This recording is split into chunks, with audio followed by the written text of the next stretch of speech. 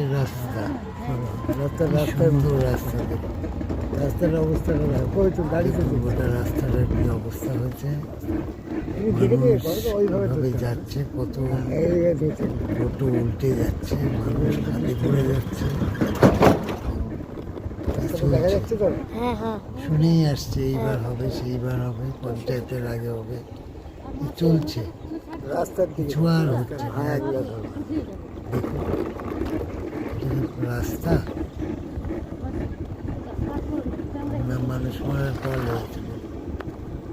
যেতে পারবে এখান থেকে নেতারা রোজ বাড়ি গাড়ি নিয়ে, এরকম রাস্তা থাকে, ওনারা পারবেন যেতে? একটু দেখুন কত মানুষ বাস করে, কত বড় গ্রাম, দুটো ন্যাশনাল হাইকে যোগ করেছে এই রাস্তাটা।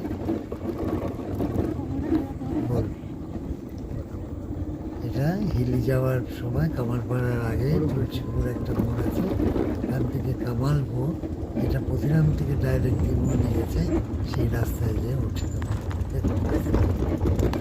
এখানে 18 চাকা 20 চাকা 22 চাকা গাড়ি ঢুকে মাল নিয়ে, ট্রাক। তাহলে এই রাস্তাটা বানিয়েছিল ও কৃষির উপর, কত টনের উপর, তাহলে সেটা লিখে দিতে হতো যে এটা এত টনের উপর গাড়ি যাবে না। তো এর পরের কাজ হলে সেগুলো কন্ট্রাক্টরদের লিখে দিতে হবে যে এত টনের উপর গাড়ি যাবে না।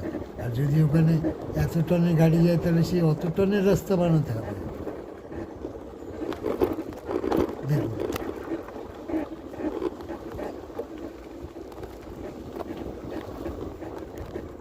ওটা রাস্তাটা কি অবস্থা।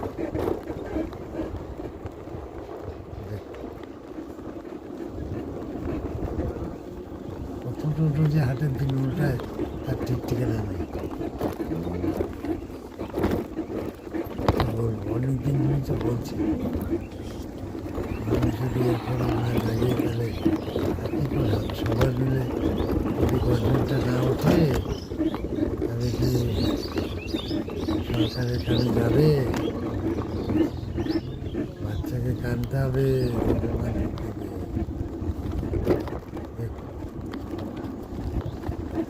ওই রাস্তাটা টোটাল হবে প্রায় 8, 8.5, 10 কিলোমিটার ম্যাক্সিমাম, 6 কিলোমিটার, 11 কিলোমিটার, আর 10 কিলোমিটারের রাস্তা টোটাল।